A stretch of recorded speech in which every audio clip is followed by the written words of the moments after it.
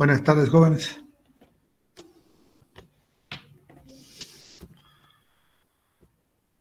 Buenas tardes, licenciado. Buenas tardes, licenciado. Buenas tardes, licenciado. Pues están dormidos, ¿verdad, todos? Miren, no, miren, para ustedes escuchen. Esta es la sección O, ¿ah? No, La N. licenciado, es la N. Es la N. La N. Es cierto, la N. Entonces estoy mal.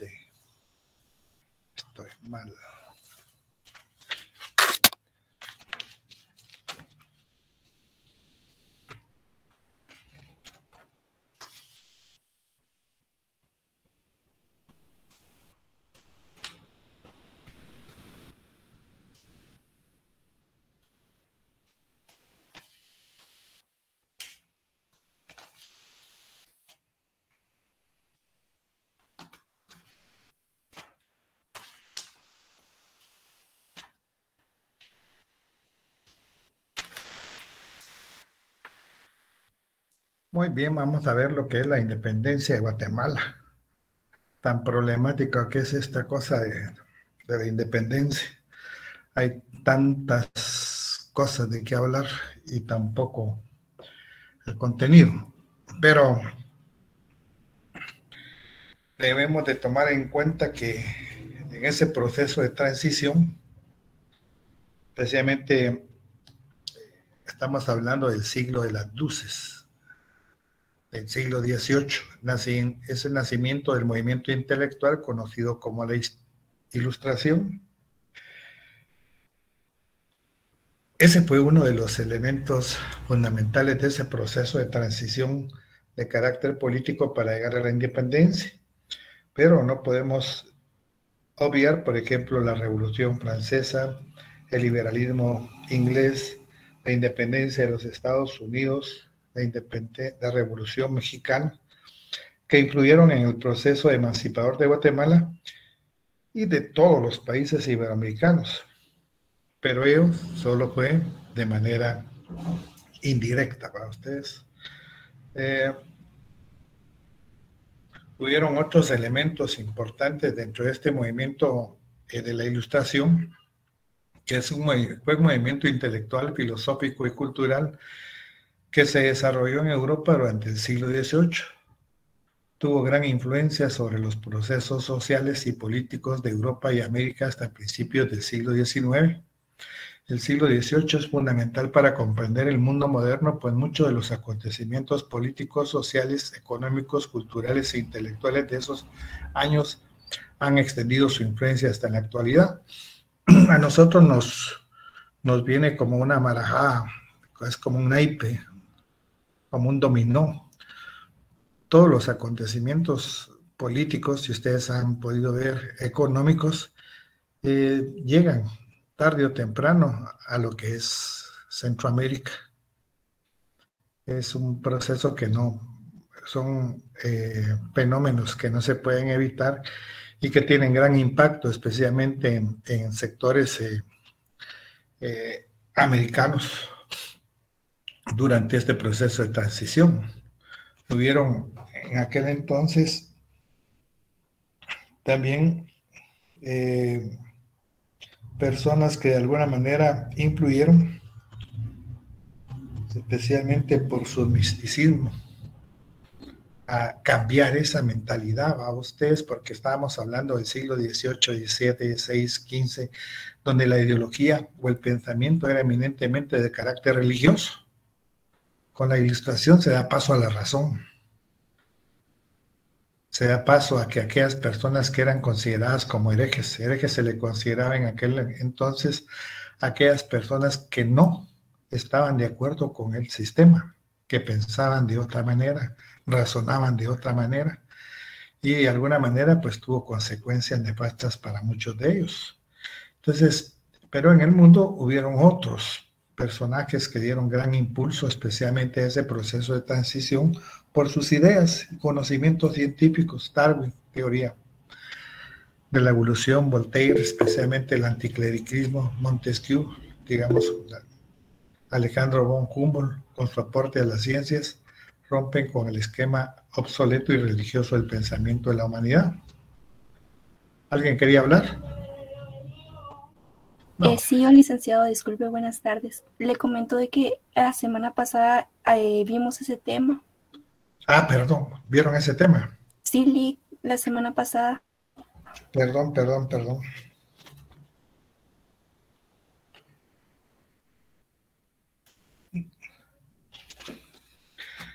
Es que ustedes no me dicen, es que me pierdo con los de la sección. No se Me preocupe, pierdo con Lick. los catálogos de la sección, de la otra sección cuando a veces no hay clases. Solo permítame un momentito entonces, hijos.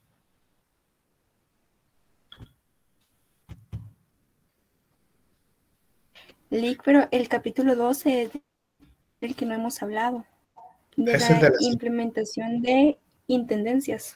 Sí, fíjate que ese lo voy a dejar despacito. Es que fíjate que pienso, digamos, darle las notas y entonces me va a llevar un poquito más de tiempo.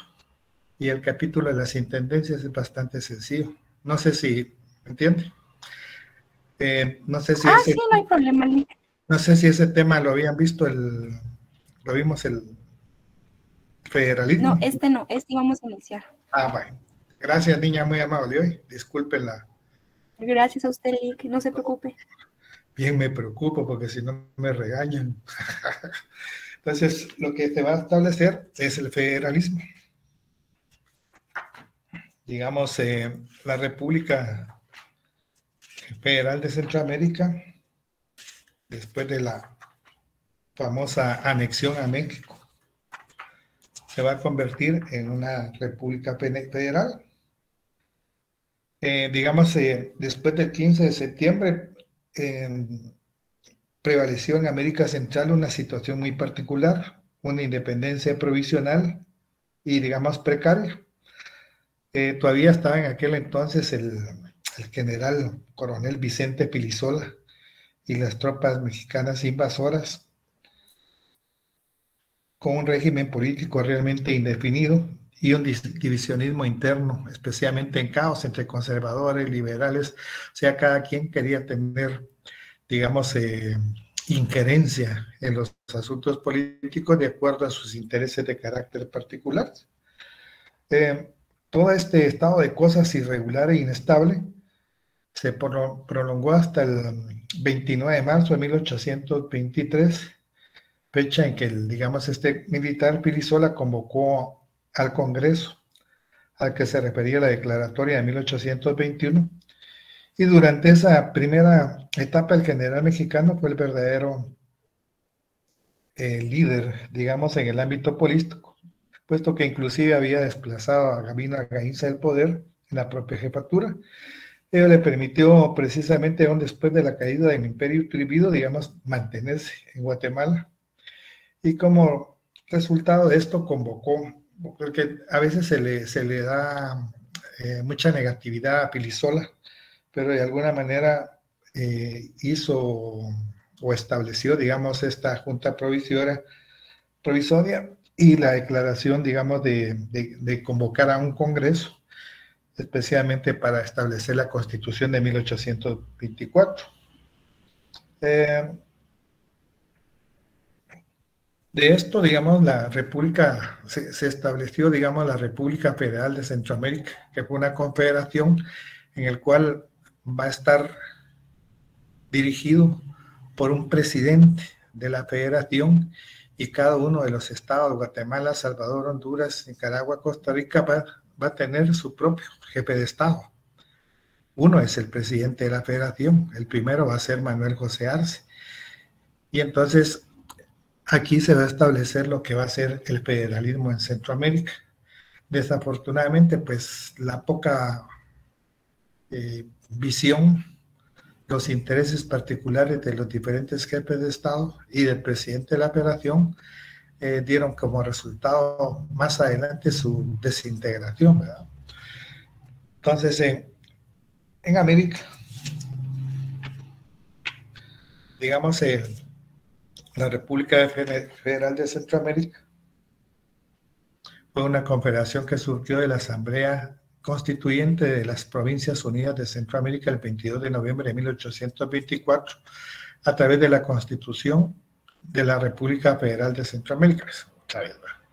Su capital fue la ciudad de Guatemala hasta 1834. Después se trasladó a Sonsonate, Salvador, por un breve periodo, por último a Salvador de 1834 a 1839. Sin embargo, el poder ejecutivo o el que se trasladó, los otros dos poderes, legislativo y judicial, se mantuvieron siempre en la ciudad de Guatemala. La federación estaba formada por 5 estados: Guatemala, El Salvador, Honduras, Nicaragua y Costa Rica. En aquel entonces Panamá pertenecía especialmente a lo que era Colombia, y Belice seguía siendo dominada especialmente por la injerencia inglesa. Ustedes hubo por un momento incluso los continuos conflictos que se dieron. Y es que había que hacer notar que, digamos, Guatemala era el centro político y económico. Pero al igual que pasa si nosotros observamos en el siglo XXI, o si quieren en 2022, perdón, observamos la capital sigue siendo igual, ¿verdad? Centro político y económico. Y muchos departamentos o municipios están totalmente abandonados. Una cosa es lo que dicen los medios de comunicación o el presidente con una sarta de mentiras, y otra es la realidad que viven los municipios en los departamentos muy alejados, especialmente Guatemala, y afecta mucho a los campesinos, especialmente mestizos y muchos grupos maya para ustedes. Entonces, en aquel entonces se pensó en formar, a partir de 1838, un 6º estado, o estado de los Altos, como se le designó. No tuvo hubo 2 intentos, pero fueron derrotados por las tropas guatemaltecas, y entre podemos encontrar que Saltenango iba a ser la capital de este 6º estado.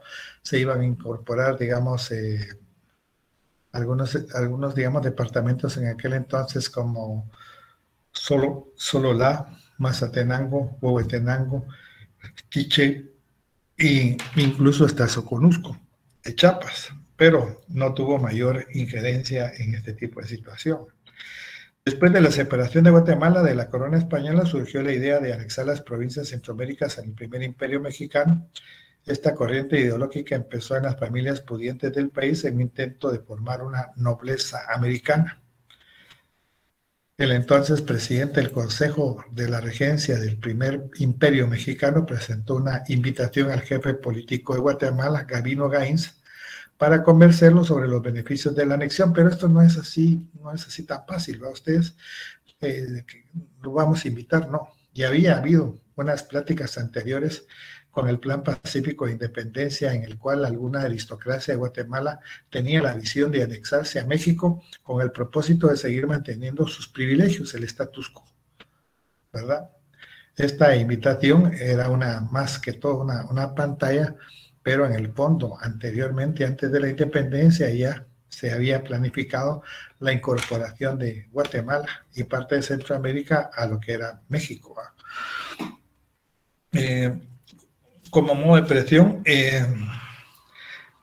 presión, alegó que Chiapas, antes parte de lo que era la provincia de Guatemala, ya se había unido al imperio mexicano. Aquí también hay hay una serie de argumentos, para ustedes no solo hay uno. Uno de los argumentos era especialmente que de alguna manera habían sido influenciados por tropas mexicanas a que Chiapas se incorporara especialmente a México. Por otra parte, había otra que decía que había sido voluntariamente, porque los precios económicos, especialmente en mercancías, ganado y todo eso, era mucho mejor. Y Guatemala, como había concentrado su poder político y económico en la ciudad capital, no pagaba los dividendos necesarios. Supónganse, para decirles que Guatemala fue tal vez de los más odiados por los demás países. Digamos, como era el centro de la capital económica y política, digamos, traían incluso ganado de Honduras o Nicaragua para Guatemala. Pero ustedes han de saber que en el trayecto, especialmente hasta digamos, de Nicaragua a Honduras a Guatemala, pues el ganado se emplaquece, no tiene, digamos, el pasto suficiente ni el agua, y entonces cuando llegaba a Guatemala, los comerciantes guatemaltecos lo pagaban a un precio muy bajo.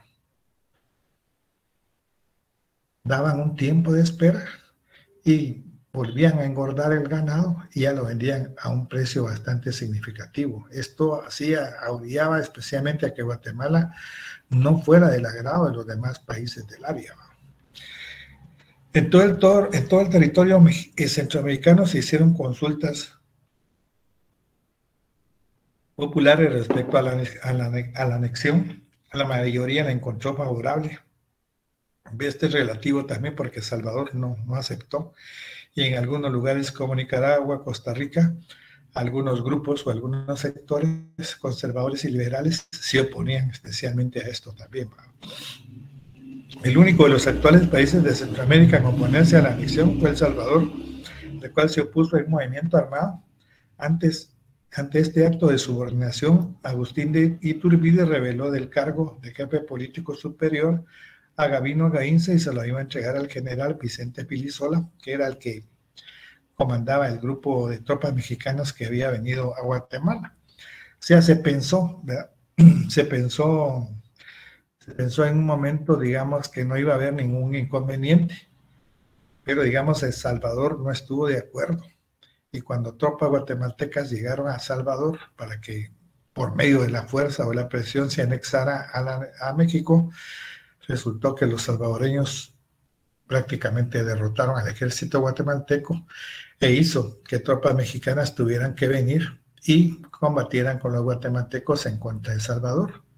Afortunadamente, digamos, durante esa época, en esa lucha que estaba entre estos ejércitos, en México cae el emperador Iturbide. Y esto hace que las tropas mexicanas tengan que regresar, especialmente a Guatemala. Debieron de haberse regresado de una vez a su país, pero siguieron manteniéndose en Guatemala por un tiempo que ellos decían hasta que el gobierno mexicano, el gobierno de turno, nos ordene regresar, nosotros vamos a permanecer en Guatemala. Esto de alguna manera trajo consecuencias para Guatemala. Uno, produjo bancarrota en las finanzas del país, porque, digamos, todos los gastos relacionados con el ejército mexicano corrían a cargo de Guatemala. La manutención, comida, hospedaje, alimentación, salarios, todo debía ser cubierto con los pocos recursos del Estado.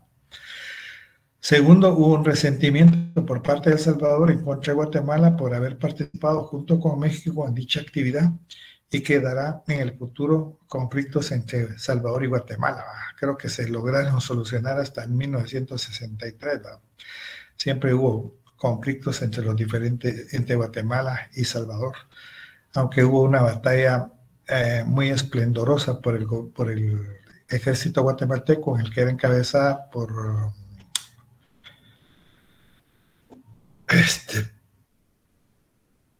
presidente Rafael Carrera, que es una etapa gloriosa incluso para el ejército guatemalteco. Digamos, derrotó al ejército de Salvador y ejército de Honduras y algunos mercenarios guatemaltecos que duplicaban la cantidad de hombres.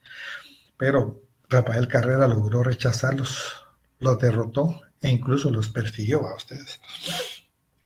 Y tercero, Chiapas se perdió para siempre para Centroamérica, aunque no deseaban el uso de la puerta por parte de México. Pero aquí les había dicho que había un par de variantes.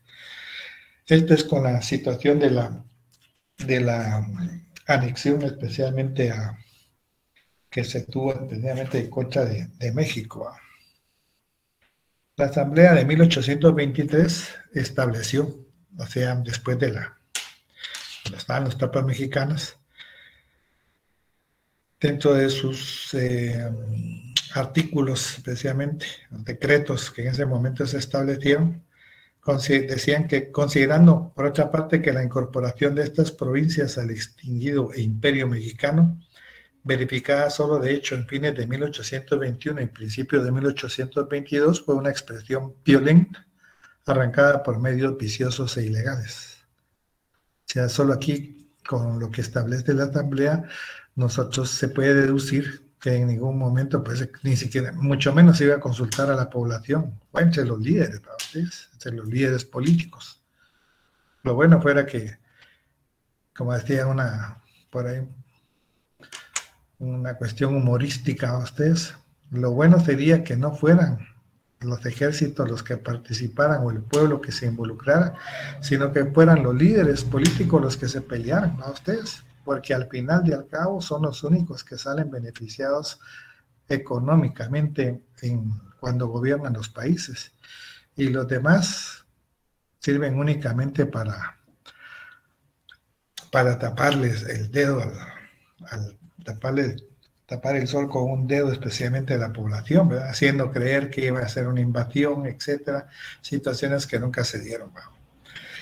Pues esta que no fue acordada ni pronunciada por órganos ni por medios legítimos, de la anexión a México, por cierto, que por estos principios la representación nacional del Estado mexicano jamás aceptó expresamente ni pudo con derecho a aceptarla, y que las provincias que acerca de esta unión dictó y expendió don Agustín de Iturbide fueron nulas, que la expresada agregación ha sido y es contraria a los intereses y a los derechos sagrados de los pueblos nuestros comitentes, y que es opuesta a su voluntad, y que en un concurso de circunstancias tan poderosas e irresistibles exigen que las provincias del antiguo Reino de Guatemala se constituyan por sí mismo y con separación del Estado mexicano.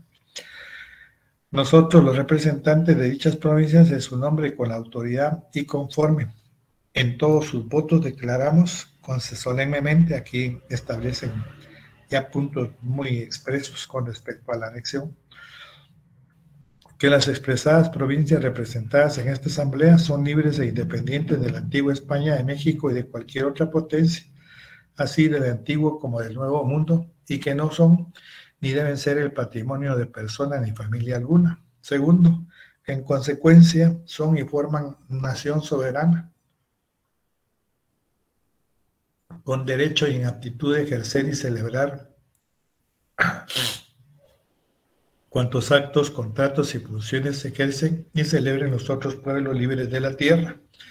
Tercero, que las provincias sobredichas representadas en esta asamblea y las demás que espontáneamente se agreguen de la que componían el antiguo Reino de Guatemala, se llamarán por ahora y sin perjuicio de lo que resuelva en la Constitución que ha de formarse, Provincias Unidas de Centroamérica.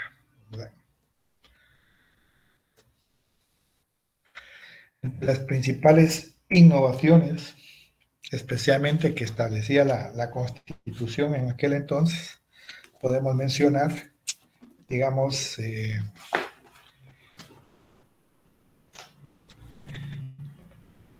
1824, cabe destacar su tratamiento de los derechos humanos, en el cual destacaban, entre otros aspectos, la abolición de la esclavitud antes que los Estados Unidos, la consagración del derecho de asilo, las limitaciones de la pena capital, el establecimiento del jurado y la supresión de fueros.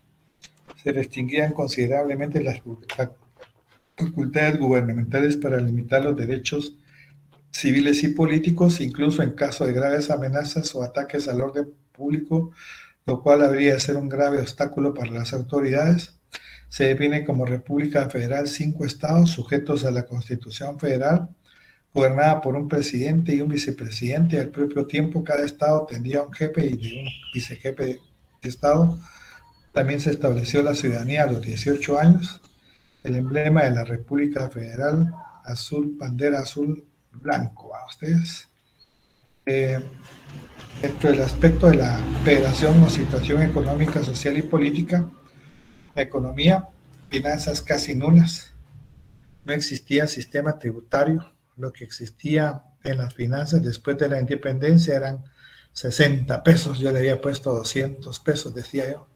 Pero vemos que por eso era parte, digamos, que España, digamos, no se había preocupado tanto por la independencia de Guatemala, no le dio aquel interés, porque prácticamente se podía deducir que ya había saqueado el país para ustedes.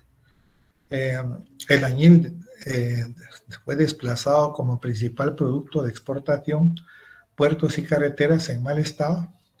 El puerto de San José se inauguró hasta en 1870, bajo el gobierno de Vicente Serna. Antes, eso de el descargar mercancías era una labor difícil y riesgosa. lejos de la playa a ustedes, porque al final lo hacían a pie y en forma muy primitiva, ¿va? Social, se hablaban 24 lenguas. El número de grupos étnicos en Nicaragua está los mosquitos y misquitos. Descendientes de españoles era una minoría establecida en algunas ciudades y un número cada vez más de mestizos, y por lo demás estaba despoblada. En 1830 la población era en Guatemala de 600,000 habitantes y en general era de 1.500.000.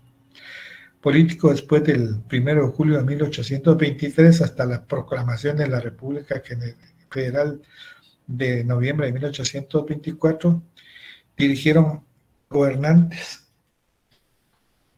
momentáneamente varias juntas o triunviratos. En aquel entonces era bastante común y normal que no se estableciera, digamos, la elección, especialmente de algún presidente, sino que iban de a poco. Se estableció, digamos, el primer triunvirato en Guatemala, en el político. La asamblea, digamos, el 9 de julio eligió el primer triunvirato de la nación, el cual quedó conformado por Manuel José Arce, que va a ser el primer presidente de la Federación Centroamericana, Pedro Molina y Juan Vicente Villacorta. En ausencia de Manuel José Arce, que no estuvo, el único que no era diputado, se nombró con carácter provisional al sacerdote Antonio Larrazábal, que tampoco aceptó, y fue sustituido por Antonio Rivera Cabezas. Estos personajes tomaron posesión del cargo el 10 de julio de este año.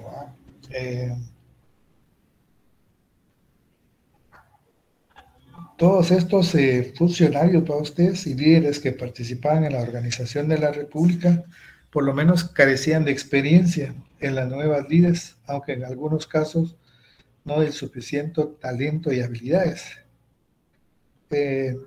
Digamos, en el primer ejecutivo predominaba siempre el aspecto ideológico liberal, y ello se reflejó en la nominación especialmente de funcionarios de todo nivel. De todas maneras, existieron siempre conflictividad entre conservadores y liberales, hasta incluso se puede hablar de un primer golpe de Estado durante esta época, especialmente un 14 de septiembre, por un capitán de granaderos en aquel entonces que al final no hizo mucho. El primer presidente de la República Federal fue Manuel José Arce, liberal, salvadoreño y vicepresidente.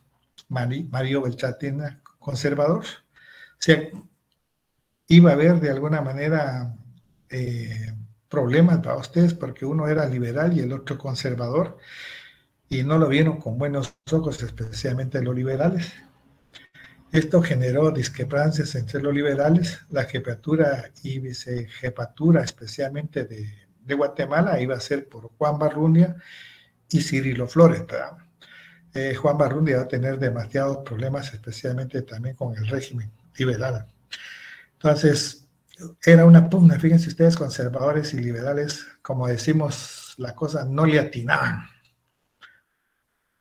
Porque es que había que considerar que se estaba formando un nuevo país para ustedes, independiente del poder de la corona española, y muchos intereses de carácter particular e ideológico eran enormes para ustedes.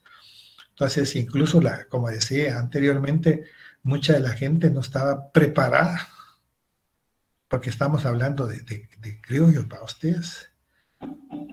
No tenían la preparación, especialmente para dirigir las diferentes instituciones que se crearon en aquel entonces. Se mandó a detener a Francisco Barrundia por pensar que estaba conspirando con otros personajes en contra del gobierno de Manuel José Arce. Esto hicieron que el vicejefe de Estado de Guatemala, Cirilo Flores, asumiera la jefatura el 6 de septiembre de 1826, declarándose en rebeldía. Se marchó hacia Quetzaltenango, en donde en un incidente con unos frailes por unas monturas es asesinado por parte del pueblo quetzalteco, para que vean que no solo en esta época era conflictivo a ustedes. siendo asesinado en la iglesia a pesar de la intervención del sacerdote encargado de la iglesia catedral. Su apellido lo lleva a un municipio de Petén. Partidos en aquel entonces que hasta el final siguen manteniéndose en Guatemala, conservadores, liberales, otros le agregan otras bobadas a ustedes, pero al final sigue siendo, o como se le llama derecha, izquierda, conservadores o liberales, lo que sea. Pero son dos grupos opuestos permanentemente, ¿va? Francisco Morazán, digamos, va a ser el segundo presidente de la Federación Centroamericana. Había entrado, Manuel Coser se había entrado en conflicto con el jefe de Estado. Entonces,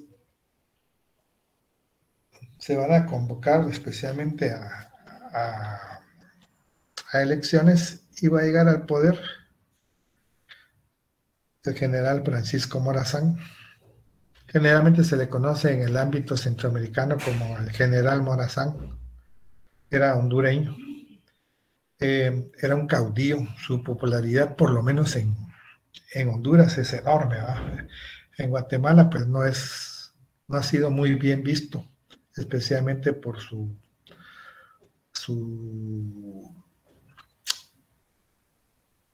forma de actuar cuando ocupó Guatemala. Había establecido una capitulación, ya les voy a explicar. Va a ser el segundo presidente de la Federación Centroamericana. Previamente había existido conflictos entre Arce, que había disuelto el Congreso en 1826. Salvador y Honduras iniciaron una lucha armada contra Guatemala. Morazán, un hondureño de nacimiento, fue un caudillo en su país, especialmente en las luchas contra Guatemala. Con ayuda de mercenarios, especialmente franceses, y un ejército que se conformó llamado Ejército Protector de la Ley, derrota al presidente Arce y a las fuerzas federales y sitia la ciudad de Guatemala. Firman una capitulación en el cual consta de un acuerdo en que se respetará la vida de los guatemaltecos, soldados y propiedad de los guatemaltecos. De ese modo ocuparon el 13 de abril de 1829. Sin embargo, no se respetó el acuerdo o la capitulación en aquel entonces. Y lo que produjo fue todo tipo de abusos y saqueos, especialmente del país. La iglesia fue una de las más afectadas en aquel entonces. La expulsión de las órdenes religiosas, desterró al arzobispo Ramón Casaus, confiscó más de 2,000 fusiles, la devolución de 2 años de sueldos devengados por los diputados del Congreso, vendió propiedad privada que no tenía nada que ver, ¿verdad? Sigue siendo en la actualidad motivo de discusión. Algunas figuras arquitectónicas fueron quitadas de algunos parques de Guatemala, así como el nombre de algún parque de la zona 2, el Parque Morazán se le llamaba. Ese creo que hoy tiene el nombre de Parque Jocotenango. Creo que, no sé si todavía está el ministerio de una sede del Ministerio de Educación enfrente. Entonces, ahí habían algunas figuras de Morazán, las cuales fueron quitadas o arrancadas de una manera bastante grotesca.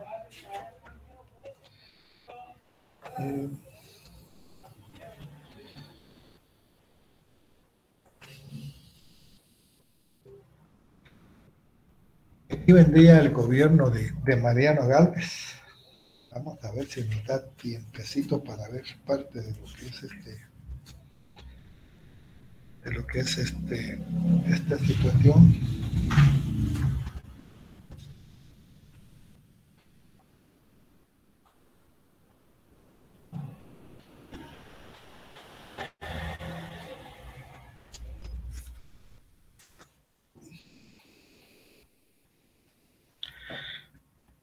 Bueno, vamos a ver hasta dónde lleguemos a las 3. El gobierno de Mariano Gálvez, en 1831, elecciones en Guatemala, y termina en 1835 a 1938, importantes reformas desde su administración. Mariano Gálvez va a tener 2 periodos. Ustedes, en 1835 termina su primer periodo. Desafortunadamente para Mariano Gálvez, se retiró a su casa de habitación, creo que estaba en Amatitlán, por ahí. Sin embargo, los dirigentes, especialmente políticos, lo convencieron, ¿verdad? Realmente Mariano Gálvez ya no quería seguir gobernando, fue casi obligado a seguir gobernando, como que presentía que algunas de sus acciones iban a tener mayores consecuencias, que al final pues así fue en 1838. Fue un personaje de hijo de padres desconocidos, se le llama Expósito, abandonado cerca de una iglesia. Lo va a adoptar doña Gertrudis Gálvez. Se supone que fue el hijo de un doctor mexicano de apellido Rayón, literato mexicano y madre sencilla. Estudió en San José de los Infantes y fue abogado de la Universidad de San Carlos. Nosotros lo conocemos como el doctor Mariano Gálvez porque, digamos, en aquel entonces era una persona muy preparada, muy estudiosa, y sacó, después de abogado, se interesó por los cursos de Derecho Canónico y Derecho Romano, le sacó un doctorado, que es la máxima jerarquía, especialmente en materia educativa. No es abogado, no es médico, sino que es abogado, pero es doctor en Derecho Romano y Derecho Canónico. Hijos de padres desconocidos, etc. La iglesia, sector más afectado durante el gobierno de Gálvez, educación, sistema lacanteriano, la colonización, 3/4 partes del territorio o tierras del Estado, sistema de tributación, contribuyó especialmente, hubieron dos, una de 2 pesos persona y el otro la ley de viabilidad, especialmente, o si no, eran 3 días al mes o 36 días al año, de forma gratuita. Gálvez había ocupado, digamos, otros cargos. Había sido, de alguna manera, incluso parte del proceso independentista. Fue presidente de la Asamblea en 1823 y era un partidario de la independencia. Ustedes, de alguna manera se dice que el doctor Mariano Gálvez no era una persona, era una visión mucho más grande de lo que se podía establecer en un país, en Guatemala, muy poco desarrollado, económica, socialmente. Entonces, todas las reformas que implementó el doctor Mariano Gálvez, todas fueron objeto de censura y de crítica, porque aquí durante el gobierno de Gálvez se empieza con una ideología de carácter liberal. El liberalismo rompe, recuérdense que con la iglesia, y entonces se van a ver afectados los intereses de carácter religioso en toda esta gestión, y de alguna manera, pues como es un personaje liberal, los grupos conservadores siempre van a criticar o a censurar todo tipo de actividad realizada por Mariano Gálvez, aunque obviamente algunas de ellas fueron impuestas casi por medio de la fuerza y realmente sí afectaron de alguna manera a la población, ¿verdad? Durante el gobierno del doctor Mariano Gálvez, se practicó ampliamente el liberalismo político y por primera vez se practicó la separación de la iglesia y el Estado. La iglesia fue el sector más afectado durante el gobierno de Gálvez. Aplicó la censura de la correspondencia, se confiscaron fondos de propiedades. Por ser antagonista a los privilegios del Partido Conservador, Gálvez expulsó al arzobispo Ramón Casaus y Torres en 1832, ordenó la supresión de los tributos a la iglesia, eliminó la gran mayoría de asuetos religiosos, autorizó el matrimonio civil, legalizó el divorcio. Hay 2 curiosidades al respecto de Mariano Gálvez en este apartado. El primero se refiere al enclaustramiento de los religiosos. Una de sus hijas fue sometida a este proceso sin que el presidente la exceptuara. Y el segundo tiene que ver con los registros de diezmos de la iglesia, ya que se sabe que Mariano Gálvez era un fiel diezmador y dejó de serlo en el momento de tomar la presidencia. De alguna manera, quería hacer notar que, permítame un momentito, jóvenes.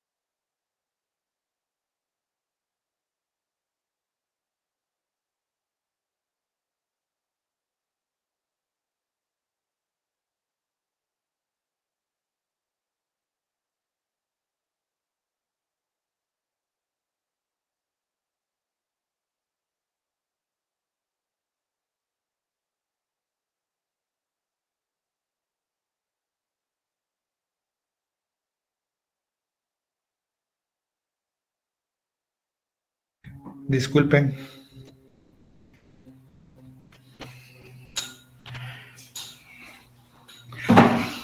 ¿Sí miran la pantalla? Sí, licenciado. Entonces, en esto se refiere especialmente a la situación con la iglesia. Gracias, Sí, licenciado. que gracias, confiscó a la iglesia, le confiscó todos los bienes.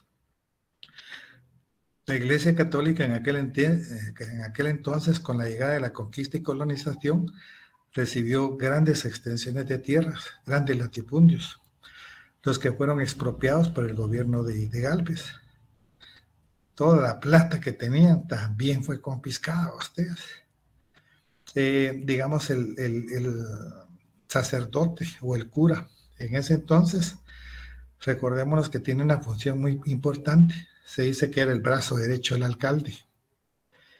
Un país como el de nosotros en aquel entonces, no estoy hablando ahorita, sino en aquel entonces, muy conservador y muy apegado a lo que era la religión, tocar a la iglesia era convertirse en enemigo de ellos, para ustedes.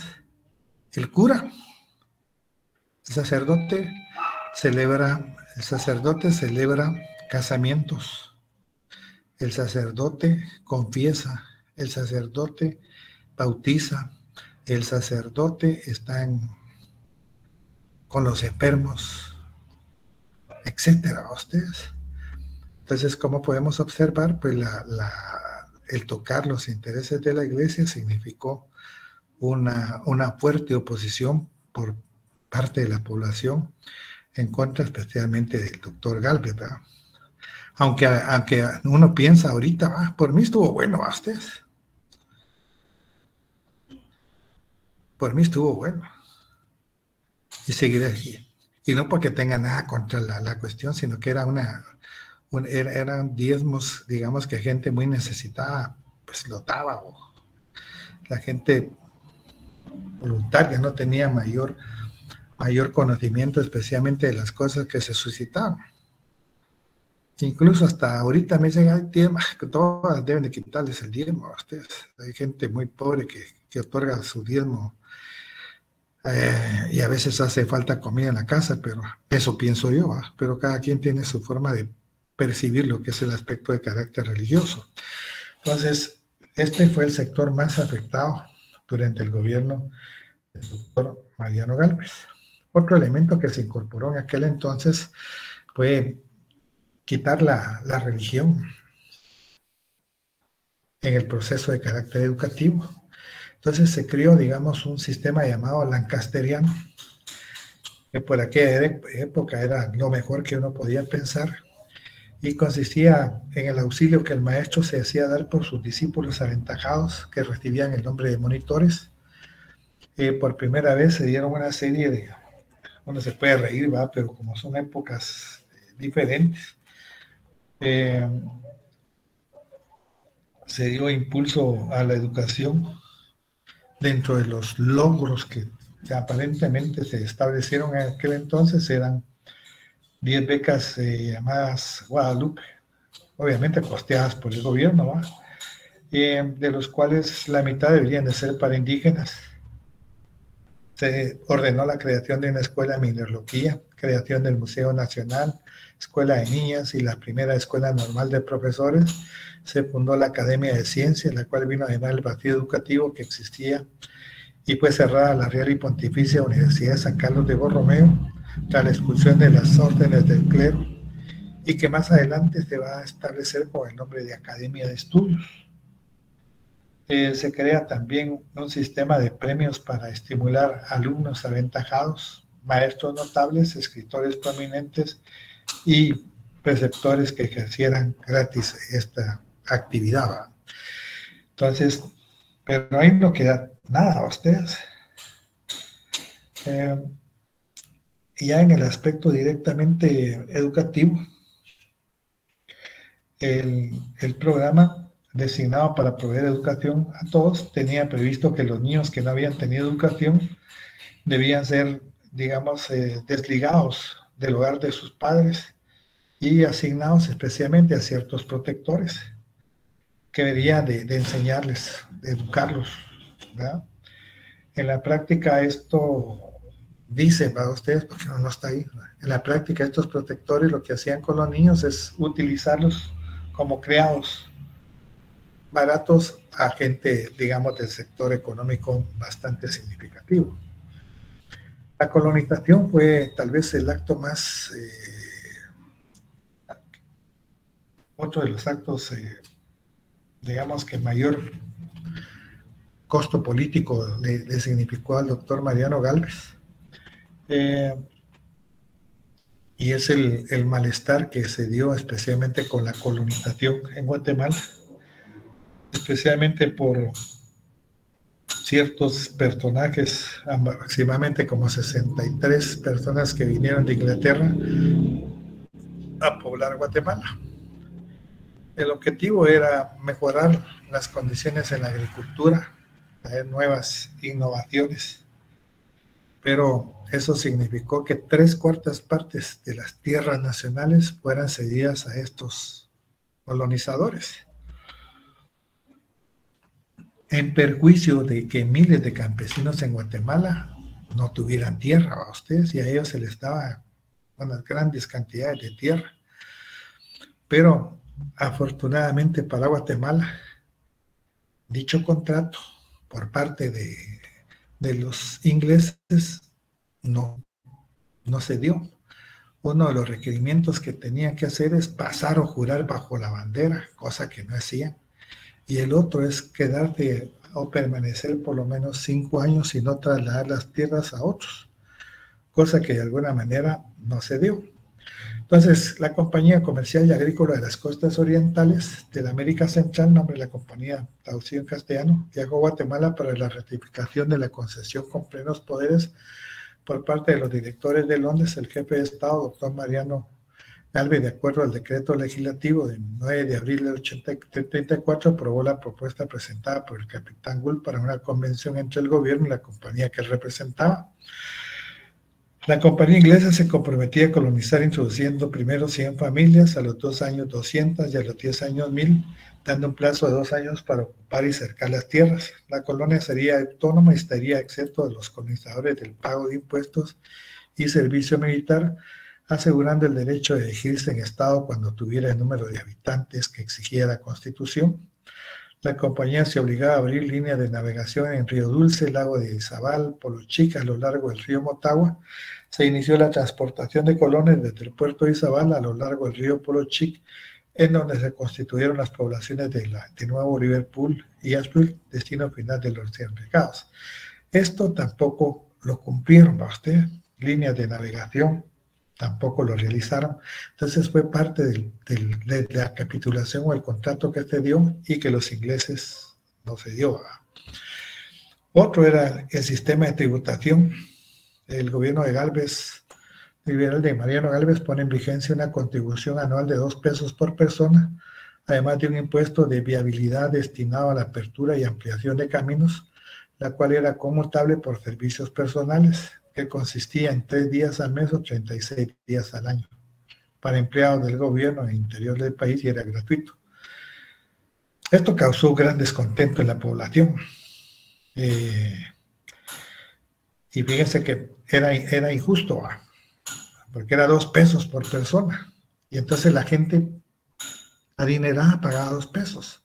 Pero había gente que no podía pagar 2 pesos. Era muy pobre. Cuando ingresó el gobierno, el ejército de carrera, incluso en las cárceles encontraron a varios campesinos que nunca habían podido pagar los 2 pesos de preso para ustedes. Si no tenían los 2 pesos, incluso se le podía confiscar los bienes, sus tierras o su casa a ustedes. Entonces, esto causó entre la población más pobre mucho descontento. Y la otra era la ley de viabilidad. También había un pago. Si no lo podían hacer, lo que hacían era 3 días al mes o 36 días al año en trabajar en todo lo que era infraestructura de manera de carácter gratuito. También trajo gran complejidad en aquel entonces. Las reformas legislativas en materia civil, el matrimonio civil y el divorcio. Causó gran malestar. Afectó las bases de la institución familiar y modificaba siglos de tradición y costumbre arraigados. En aquel tiempo, hasta que la muerte nos separe. Era bien complicado. ¿Verdad? Y el divorcio. Parte de lo que dicen en el matrimonio civil es que esto quitó la jerarquía de la iglesia. La iglesia también dejó de recibir dividendos, especialmente por la celebración de estos matrimonios. Y el divorcio, que es algo que hoy lo miramos como normal y natural, en aquel entonces era pecado a ustedes. Era pecado, no se podía casar la otra, aunque él sí le pegar lo que hiciera, la violencia intrafamiliar estaba de moda a ustedes. Afortunadamente fue una situación, también por eso les decía, con visión muy futurista, que de alguna manera era rechazada por los sectores eminentemente conservadores. Pero me parecía también una actividad muy significativa en aquel entonces. Y en materia penal, el Código de Livingston era para causas criminales, era un código que al final no entró en vigor, ¿verdad? Pero causó gran malestar. Era muy confuso. Los jueces, podían ser tomados al azar, podía ser gente que no supiera leer ni escribir, o habitantes de una lengua nativa que no comprendiera el castellano. Las celdas iban a ser de carácter individual y debían de construirse con el trabajo forzoso de los habitantes. No tuvo ninguna aplicación el Código Penal en aquel entonces, ¿verdad? En 1837 se produjeron en Norteamérica una serie de acontecimientos dramáticos, los cuales encendieron una revolución, la cual culminó con el fin de la Federación. Una epidemia de cólera morbus azotó el estado de Guatemala, dejando aproximadamente 1,000 muertos y 3,000 infectados con la bacteria. La epidemia golpeó especialmente a los pobres y a los indígenas en las tierras altas del estado y se propagó de forma rápida. Algo así como la coronavirus, ¿no? Ustedes, el gobierno de Gálvez, con la esperanza de aliviar la situación, envió médicos disponibles, enfermeras y estudiantes de medicina y los remedios para su distribución.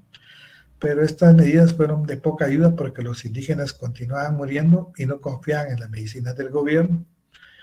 En el momento en que apareció el cólera, los indígenas del distrito de Mita, influenciados por sus sacerdotes, se encontraban furiosos por el sistema de juicio por jurado incomprensible para ellos, que el jefe Gálvez había introducido, pues los obligaba a comparecer a juzgados alejados de sus casas sin paga alguna. La iglesia vio todo esto como una oportunidad de asestarle un golpe al gobierno del liberal de Gálvez. Los sacerdotes locales difundieron el rumor que el gobierno había envenenado los ríos y arroyos con el propósito de aniquilar a la población indígena. Además, mostraban a los nativos una reciente concesión de tierra, de territorio de Barapaz que se había hecho a Michaquena, que era el representante federal de Morazán en los negocios de caoba que éste tenía.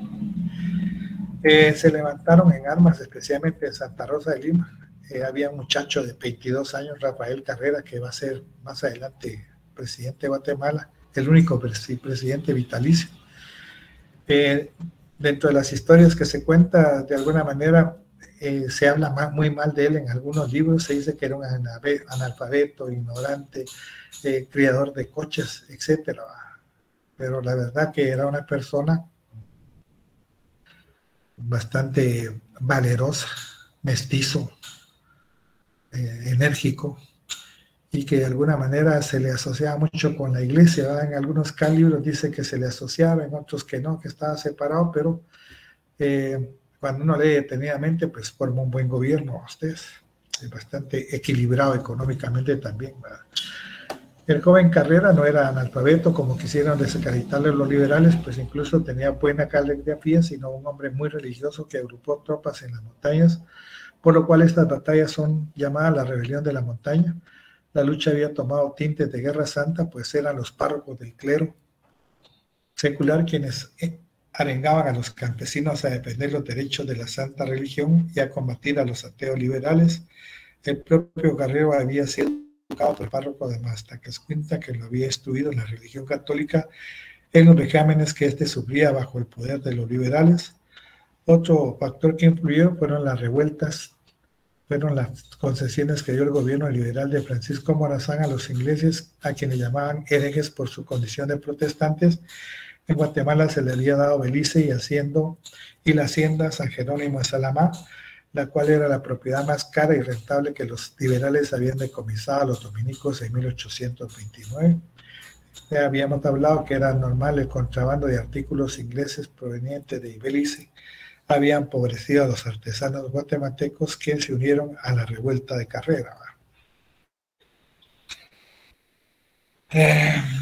Para contrarrestar los violentos ataques de la guerrilla campesina, Gálvez aprobó y luego alabó el uso de la política de tierra arrasada en contra de los pueblos alzados. Esto motivó que varios de sus partidarios le aconsejaran que desistiera de esa táctica, pues solamente contribuiría a incrementar la revuelta. A principios de 1838, José Francisco Barrún y Cepeda, jefe liberal de Guatemala, y decepcionado de la gestión de Gálvez por sus atrocidades, gestionó para llevar a la ciudad de Guatemala Carrera para combatir al jefe de Estado. Para ese año la situación en Guatemala era insostenible, la economía se encontraba paralizada por la poca seguridad de caminos y llegó al punto que los liberales negociaban con Carrera para poner fin a este enfrentamiento. Gálvez sale del ejercicio del poder el 31 de enero de 1831 ante el ejército comandado por Rafael Carrera, que se le designó con el nombre de Ejército de los Pueblos, e inició la penetración de Guatemala con un ejército de 10.000 a 12.000 hombres. Luego el acuerdo que llegó Carrera con el también liberal José Francisco Barrundi Cepeda.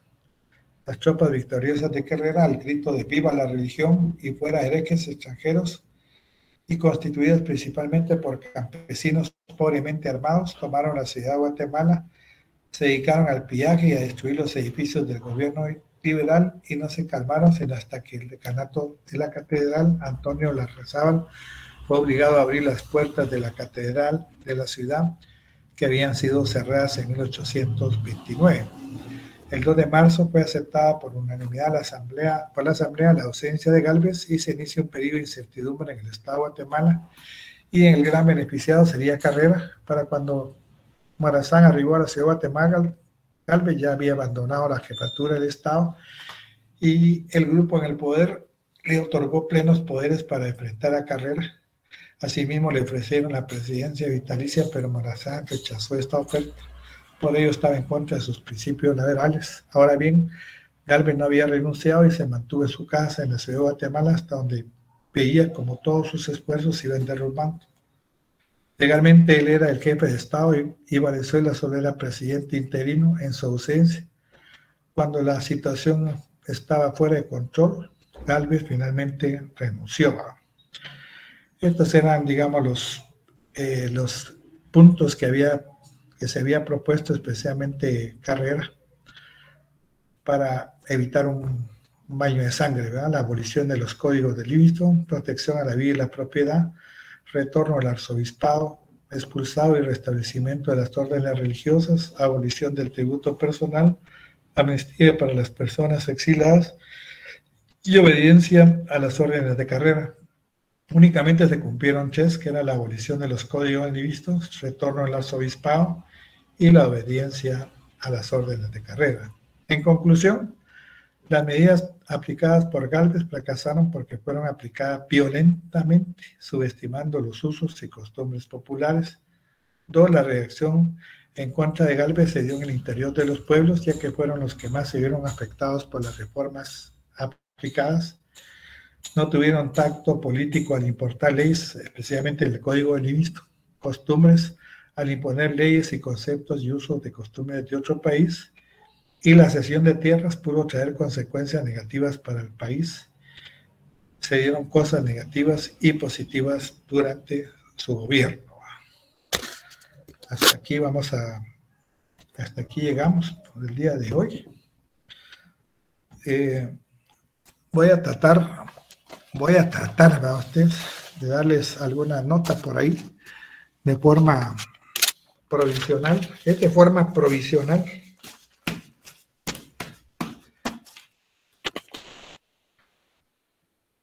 Si alguien, lo voy a leer despacio.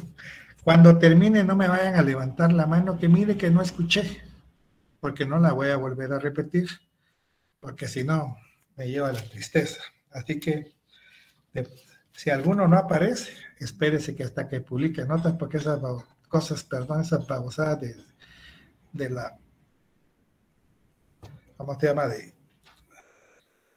De la plataforma todavía la están, no han ni subido las cuestiones del primer parcial de ciencia política. Entonces, les agradecería que pusieran atención y tal vez los que van terminando se vayan saliendo a modo de que queden menos personas. Si alguno no está, me recuerda el día miércoles o me manda un mensajito, mire, no me apareció nota.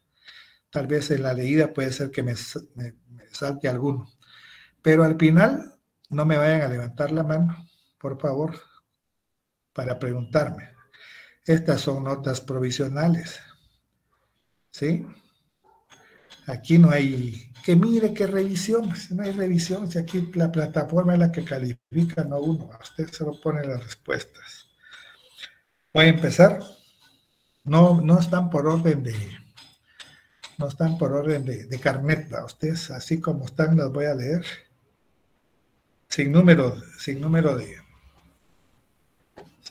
de carnet, solo por nombre. Cristo Antilio Ramírez, 4. Shelvin Anarit Trejo, 24. Mario José Pablo López, 10. Diego Augusto García, 18. Carlos Daniel Cifuentes, 20. Jimmy Josué Canel, 28. Astrid Melissa López, 24. Maylin de Los Ángeles Solórzano, 26. Jonathan Marcelo Caal, 22. Gerardo Guzmán, 24. Andy José Hernández, 24. Andrea Gabriela Ramírez, 20. Ana Gabriela Pon, 28. Carla Lisbeth Santizo, 18. Biblia Malesca Mamaca, 16. Roxanda Elizabeth Alba, 26. Pablo Andrés Grijalva, 20. Julia Noemí Polanco, 28. Natalie Yosabeth Morales, 24. José Armando Arevalo, 28. Kaylee Emma Nicole Polanco, 28. Verónica Abigail Oliva, 26. Darolyn Rachel Sandoval, 28. Alberto Sebastián Peñate, 20. José Andrés Álvarez, 28. Dulce María Hernández, 26. José Pablo Solares, 16. Luisa Minches, 28. Brian Alejandro Grajeda, 18. Yeleni Marian Acuña, 18. Janet Elizabeth Ortiz, 12. Ezequiel Alejandro López, 28. Jacqueline Rivera, 18. María José Vega, 28. Roberto Esteban Santizo, 28. Gabriela Guzmán, 28. Emily Castañeda, 24. Marlene Noemí Pérez, 10. Lisbeth Sugeni Patzán Sabán, 28. Leini Melissa Hernández Suy, 20. Natalia García, 22. Susana Aimé Díaz González, 18. Trinidad de Jesús Pérez Aguilar, 22. Yasmin Leticia Saraí Nájera, 18. Marisela Esther Rodas, 28. Ruth Pichiá Acitug 28, Anthony Rivera 22, Giovanna Ramírez Aceituno 18, Jefferson Cosajay Q 18, Fátima Mejía Lorenzo 24, Laura Marroquín Rodríguez 20, Elma Rodríguez Gómez 8, María Leiva Camón 26, Gloria Elizabeth Spack Martínez 24, Miguel Girón Orellana 12, María Rosales Pineda 22, Jocelyn Álvarez 16, Ilse Ortiz Monterroso 22, Edwin Antonio Barrientos 18, Medalín Bulux Chitay 26, Ana Virginia de la Cruz 20, Walter Andrés Mancilla 22, Marcela Zamudio 16, Marilyn Stephanie Roblero 22, Pedro Morales 22, Ana Julia Herrera 22, Erika Pamela López 26, Gisela Andrea Ortiz 22, Paula Alejandro García 16, David Ezequiel Sánchez 16, Melanie Abigail Boror 14, Laura Quisquey Choglán 18, Karen Yol Ortiz 24, Stephanie Barrios 22, Zoila Rosa Bielman Reyes 16, Irving Ramírez 24, Susana María José Molina 24, Dana Michelle Can 20, Luis Pablo José López 24, Jennifer Alejandra de la Cruz 18, María Daniela Rojas de León 24, Darling Abigail Campos 18, Eric Alexander García de León 16, Andrea Chávez 22, Maynor Haroldo Las 24, Sofía Alejandra Ruiz 16, Cristian Mancilla 24, Juliana Espinosa 18, Lester Morales 24, Javier Valenzuela 16, ya me cansé, Elio Noé Chalpot 26, Margarita Castro Chivalán 14, Yaspe Tello Glorian 26, Jennifer Coloma 26, Alison Godínez 22, Katia Cornel Baches 22, Wilber del Cid 26, María Fernanda Patén 22, Andrea Jimena Ovalle 22, Andrea Maricruz Montepeque 26, Eric Alberto Orozco Paca 20, Carla Meléndez Posada 24, Paula Villatoro 20, Joaquín Rodríguez Pereira 18, Keila Gregorio Paye 12, Diego Alejandro Maldonado 20, Aileen Martínez 18, Geraldo David Escobar 22, Eunice Lisset Ordóñez 26, Glenda Odalis Ot Castro 16, José Ricardo Marroquín 22, Irma Maribel Galicia 16, Elizabeth Jimena 22, Ángel Adrián Estrada 22, Catherine Isabel Lux 14, Marjorie Alejandra Estrada Hernández 22, Andrea Lozano Menéndez 20, Ashley Mayen Muñoz 26, Leonel Cipriano Mendoza 14, Leli Ramírez 18. Ya la verdad. Nancy Rosalinda Cipriano 22, Shuilin Alexandra Gómez 22, Beverly Tonis 22, Kimberly Méndez 28, Luisa Fernanda Cifuentes 18, Wendy Contreras Choché 18, Cardona Lima Wanda 20, María Jimena López 22, Juan Enrique Ruiz Rodríguez 26, Jacqueline Andrea Arcón 22, Josué Federico Díaz 22, Kaylee Yulisa Ruiz 24, Alison Jimena Santos 24, Jennifer Jiménez 24, Alan Soto Chitumul 22, Melvin Estuardo García 22, José Andrés Volpito 22, Evelyn Estrada 22, Roxana Elías 26. Nada más. Cualquier otra cosa la pueden hacer por chat o el próximo día miércoles. Así que estas notas son profesionales. Licenciado, disculpe, perdone, mi nota no la leyó, perdone. No sé, yo le dije que hasta el final, yo no sé, que lo hicieran por el chat, por favor. Muy bien, gracias. Muy bien. Solamente para todos, nos vemos el próximo miércoles entonces. Gracias, licenciado. Muy bien. Licenciado, disculpe.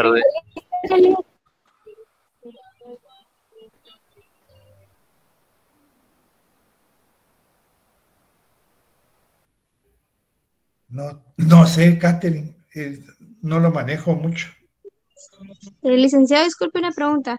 Fíjese que usted acaba de publicar las notas de ciencia política del semestre pasado. ¿Sí, Lux? Y fíjese que anteriormente yo tenía una en la que decía que la tenía ganada con 61 puntos. Y con las que 61. ¿Cuánto Y con tiene? el que y ahora en esta aparece con 57. Entonces quisiera saber cuál de las dos es. No, déjeme, es que fíjese que no le voy a contar. Ujú. Como ya había hecho una rectificación de 57, 56 para arriba. Pero Ajá. fíjese que como cuando los patojos tomaron la plataforma, se quedó sin efecto todo eso a usted. Solo, o sea que todavía la nota no está de lleno. Entonces, ahorita incluso por eso es que no se han publicado los listados, porque la plataforma quedó adentro. O sea que no se hizo la conversión, ¿verdad? Usted no la modificación. Pero no te preocupe, déjeme hoy. Y ya de todas maneras me avisa, ya sea por teléfono, por correo, deme hoy y mañana. Y el miércoles creo que ya tengo arreglado eso, pero no es porque la plataforma se cayó. Y entonces solo pasé, digamos, afortunadamente todavía tenía, como le dijera yo, todavía tenía los resultados en borrador, ¿va usted? Pero los nuevos que ingresé ya no los agarró la plataforma, no los agarró, no sé si me entiende, solo agarró los que estoy metiendo ahorita, todo lo demás se perdió para los que no habíamos ingresado. Bueno, está bien, licenciado, muchas gracias. No te preocupes, ahí me avisa el miércoles, me pregunta, por favor. Está bien, licenciado, gracias. Feliz tarde. Igualmente. Nos Feliz vemos. tarde, licenciado. Bueno, jóvenes, nos vemos el Feliz tarde, miércoles. licenciado.